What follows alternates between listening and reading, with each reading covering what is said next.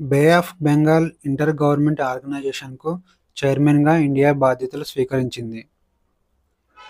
ఈ బే ఆఫ్ బెంగాల్ సంస్థ 2003లో ఏర్పాటు చేయబడింది.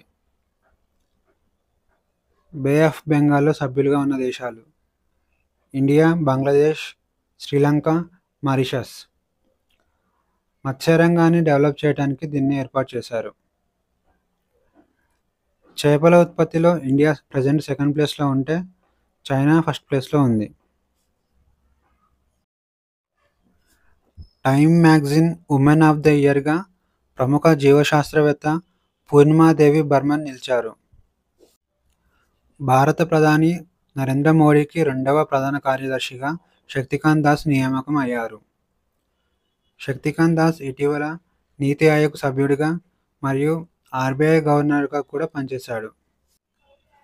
నీతి Aayog chief executive officer BVR Subrahmanyam పదవీ కాలాన్ని మరో ఏడాది పాటు పొడిగించారు. దేశంలోనే ఎత్తైన స్వర్ణ గోపురంగా యాదగిరిగుట్ట స్వర్ణ గోపురం నిలిచింది.